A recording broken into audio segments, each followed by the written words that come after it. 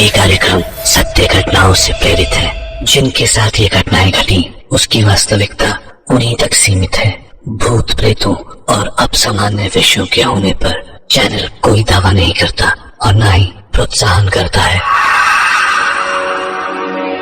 कहते हैं कि सच कड़वा होता है, पर यकीन कीजिए कि कुछ सच खौफनाक भी होते हैं। और दुआ कीजिए कि वो खौफनाक सच कभी आपसे न टकरा जाए, क्योंकि वो सच बीते हुए कल की शक्ल में होते हैं और अक्सर ना भुलाए जा सके दर्द की शक्ल में भी। और हाँ, वो रिश्ते हुए दर्द आपके आस पास ही होते हैं, सुबकते हुए, कराहते हुए और कभी कभी इंतकाम लेने को तड़पते हुए भी। इसलिए जब तक वो सच आपको छूते नहीं, शुक्र मनाइए।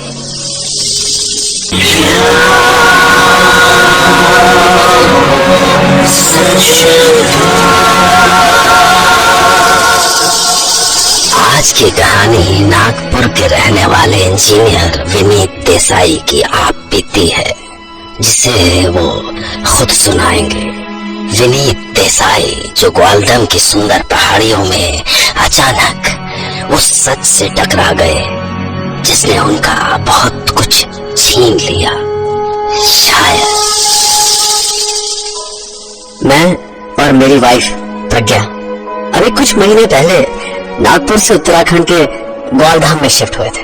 ग्वालधाम हमें पहली नजर में इतना सुंदर लगा कि बता नहीं सकता। और कुछ ही दिनों में सर्दी का मौसम भी आ गया। झील और झरनों वाले इस छोटे से पहाड़ी टाउन की सर्दी इतनी सुंदर लगी कि हम सोचने लगे कि लोग लाखों खर्च करके स्विट्जरलैंड क्यों जाते होंगे। जन्नत तो यही है हमारे अपने देश में। पर जल्द ही हमें सर्दी का असली मतलब समझ में आ गया, जब आसपास का सारा इलाका झील और झरने बर्फ की चादर से ढक गए। हम 24 घंटे दो स्वेटर के ऊपर जैकेट, वुलन सॉक्स और फर वाले दस्ताने पहने हुए भी सर्दी से दांत किटकिटाते रहते। दिन की धूप ऐसी लगती जैसे बदन में थोड़ी सी जान आ गई हो। पर 4 बजे ही सूरज ढल जाता और फिर इतनी सर्दी होती कि हम दोनों के पास अंगीठी के सामने मोटी सी रजाई में दुबक जाने के अलावा और कोई रास्ता ही नहीं बचता।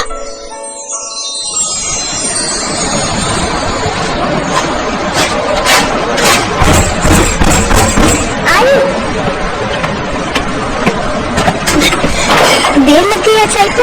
अब अंदर भी होगी तो यही सवाल करती रहोगी। सॉरी बहुत ठंड है, जल्दी अंदर आ जाओ। अंगीठी जली हुई है।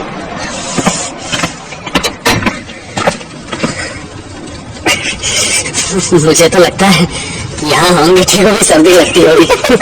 हाँ। भगवान जाने यहाँ के लोग कैसे जीते।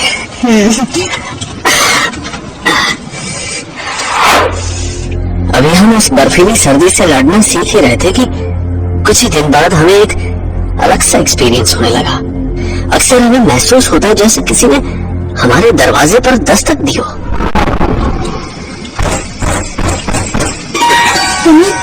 देखो फिर से यही आवाज, पता है कुछ समझ नहीं आता। देखना तो पड़ेगा ना, कहीं सचमुच कोई होगा तो है?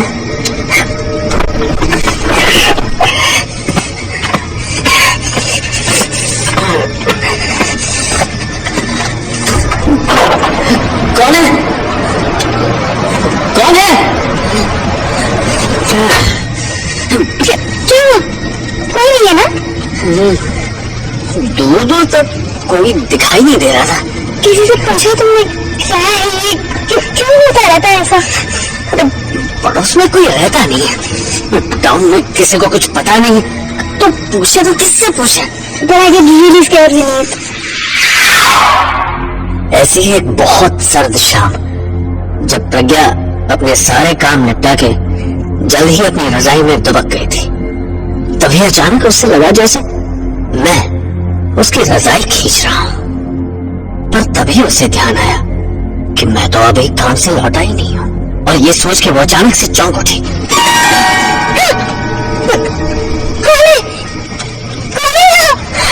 पर कोई जवाब नहीं मिला।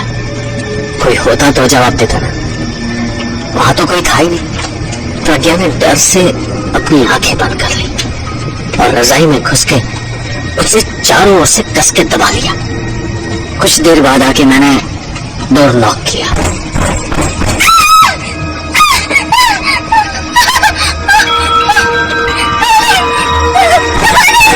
क्या हुआ प्रज्ञा? प्रज्ञा, मैं हूँ। दरवाजा खोलो। प्रज्ञा प्लीज ओपन द डोर, जल्दी।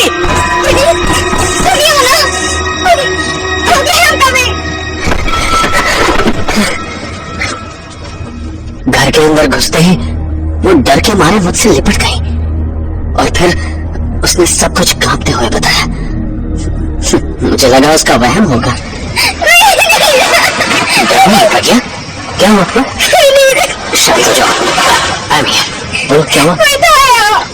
मेरे पास रजाई खींची। What? कोई रजाई खींच रहा था और कोई और था नहीं? तुम भी ना प्रज्ञा। अरे ऐसा होता है, डॉक्टर्स कहते हैं ना कि प्रेगनेंसी में डिप्रेशन या हेलुसिनेशन से ऐसा कभी कभी लगता है। It's nothing यार, डोंट वरी।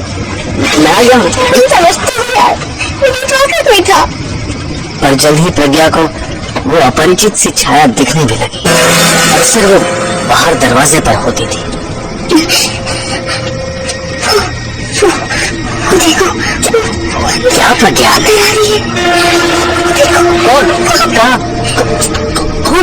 कौन आ रहा है? तुम्हारे पास से उधर खाली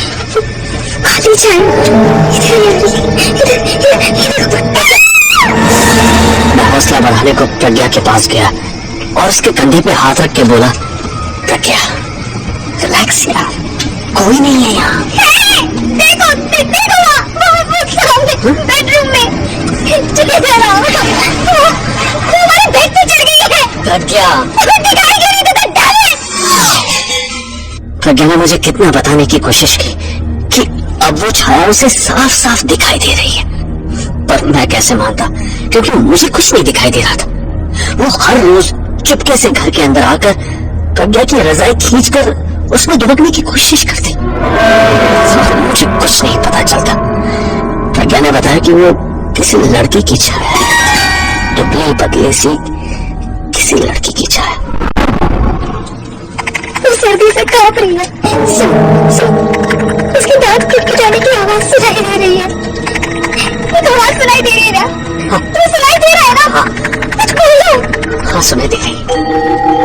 तब मुझे पहली बार उसके होने का एहसास हुआ। यही नहीं, जब प्रज्ञा दिन में अकेली कोयले की अंगीठी के पास बैठी होती तो वो छाया भी ठंड से कांपती हुई उसके पास आकर बैठ जाती और प्रज्ञा उसके डर से कांपती और सिसकती रहती। कुछ बोलते क्यों नहीं? बताओ तो क्या करें हम? देखो प्रज्ञा, प्रज्ञा हम यहाँ नहीं रहेंगे। मैं कोई और घर देखता हूँ। हम दोनों को लगने लगा कि हम हर पल किसी भूत के साए में जी रहे हैं। मैं कोई दूसरा घर तलाश ही रहा था कि एक दिन अचानक अल्मोड़ा में हमारा हाउस ओनर दिखा। मैंने इस सब के बारे में उससे पूछा तो पहले तो वो बात टालने की कोशिश करता रहा, पर फिर उसने जो बताया उसने मुझे और डरा दिया। अब आपसे क्या छिपाना रीत साहब, ये ठहरा पहाड़, यहाँ देवी देवता भूत प्रेत सब होंगे ही। बात दरअसल ये है कि कुछ साल पहले जब मैं अल्मोड़ा टल्ला बाजार में काम के लिए जाया करता था, मेरी औरत बिमला और हमारी बिना माँ बाप की भांजी रानी इसी घर में रहा करते थे। रानी बड़ी सीधी सादी बच्ची थी सर, पर बिमला साहब बड़ी झगड़ालू टाइप की औरत थी, इसलिए मैं भी अक्सर उससे परेशान होके अल्मोड़ा ही रुक जाया करता था। पर सच बताओ साहब, मेरे को ना रानी की बहुत चिंता होती थी, तरस आता था उस बच्चे पे, क्योंकि बिमला रानी को बिल्कुल बर्दाश्त ही नहीं कर पाती थी। ना ठीक से खाना देती थी, ऊपर से मारना पीटना तो लगा ही रहता था। बड़ा अत्याचार करती थी उस कमजोर बच्चे पे साहब। और साहब एक दिन अचानक अल्मोड़ा से लौटने पे मुझे क्या पता चला कि बच्ची रानी गुजर गई साहब। से पूछा तो बोले, सुबह सुबह जब भारी बर्फ पड़ रही थी, हमको रानी तेरे घर के दरवाजे पे बर्फ से जमी हुई अखड़ी हुई दिखी। शायद रात को गुस्से में तेरी औरत ने रानी को घर से निकाल दिया था और वो बेचारी रात भर इस बर्फीली ठंड में जम गई, मर गई बेचारी। हाँ साहब, उसके कुछ दिन बाद मेरे को एक सुबह बिमला भी वैसे ही दरवाजे के बाहर बर्फ में ठंड से अकड़ी हुई मिली। दम निकल चुका था उसका।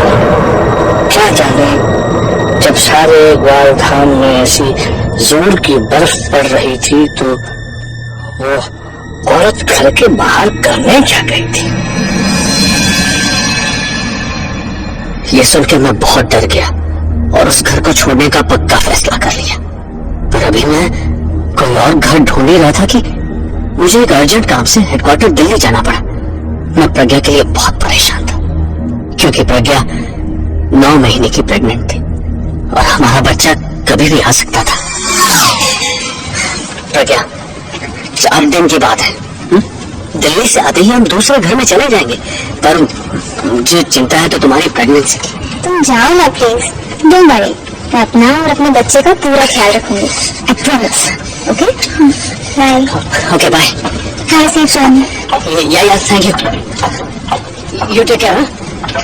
बाय।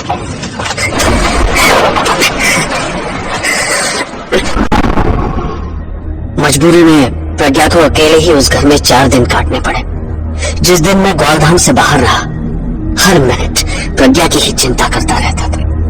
और आखिरकार जब मैं ऑफिस का काम निपटा कर घर लौटा तो दरवाजा खुला देखकर कुछ परेशान हो गया। बाहर से आती बर्फीली हवा से बचने के लिए मैंने दरवाजा बंद किया।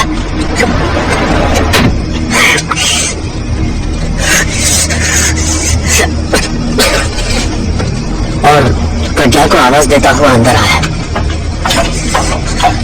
प्रज्ञा, प्रज्ञा, प्रज्ञा, प्रज्ञा, कहाँ हो तुम?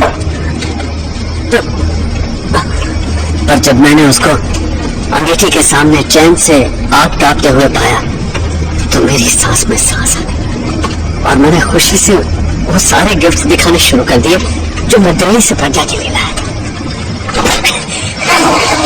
प्रज्ञा, ये देखो, ये शॉल कैसी? Beautiful, isn't it? पश्मीना है, पश्मीना। और ये जैकेट तो देखी ही नहीं तुमने, ये देखो। और ये फोटो फ्रेम अच्छी है ना? पर मेरी सारी खुशी अचानक ही गायब हो गई जब मैंने प्रज्ञा को सिसकते हुए पाया। प्रज्ञा, क्या हुआ? तुम रो रहे? प्रज्ञा, क्या बात? क्या हुआ प्रज्ञा? प्रज्ञा बताओ, प्रज्ञा बताओ। बोलो प्रज्ञा। तब जो प्रज्ञा ने मुझे बताया उसे सुन के ऐसा लगा जैसे मैं भी ग्वालधाम की बर्फ में जम गया हूँ। तुम्हारे जाने के बाद से मैं बहुत डरी हुई थी। मैंने पक्का कर लिया था कि आज रात चाहे जो भी हो जाए, दरवाजा कितना भी लॉक हो, मैं नहीं खोलूंगी, उस छाया को अंदर ही नहीं आने दूंगी।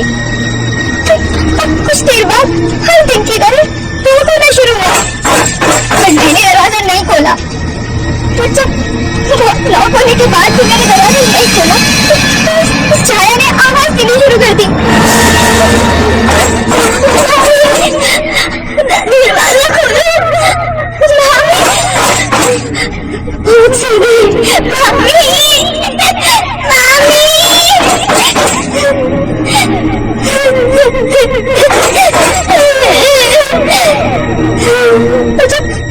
जब फिर भी दरवाजा नहीं खुला तो छाया का रूप गुस्से में बदलने लगा।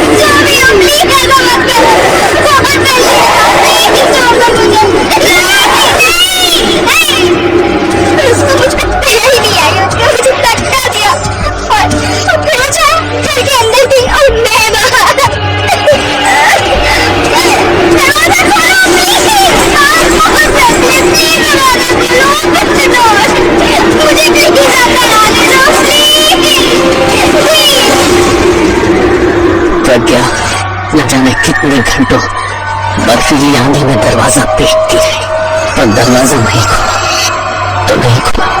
ये सारी बातें सुनाते सुनाते प्रज्ञा के रोने की आवाज जैसे कुछ बदलने सी लगी और आवाज के साथ उसका रूप भी भयानक होता गया।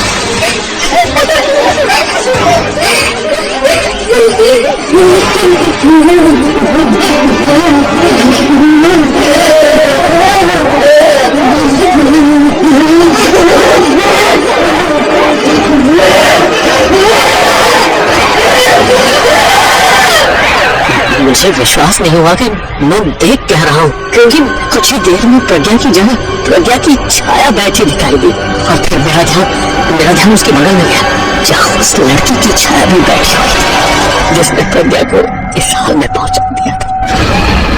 तभी मुझे ध्यान आया कि जब मैंने प्रज्ञा को अंगीठी के पास बैठा पाया तो उसका पेट बिल्कुल नॉर्मल था। I mean, कोई प्रेगनेंसी नहीं थी। How is it possible? और तभी जोर से दरवाजा पीटने की आवाज आई। कौन है? कौन है? पापा दरवाजा खोलो, मैं हूँ।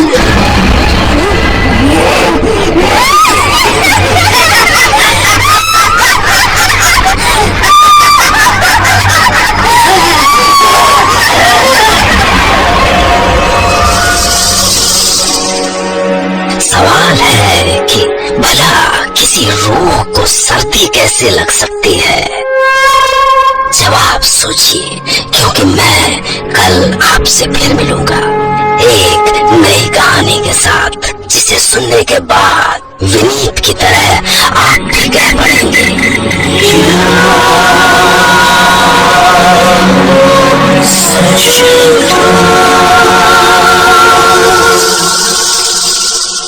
और एक उससे भी बड़ा सवाल कि क्या दरवाजा नॉक करने वाला विनीत का बेटा था? अगर हाँ, तो फिर वो इतनी जल्दी इतना बड़ा कैसे हो गया सिर्फ 4 दिन में? Okay, take care and good night.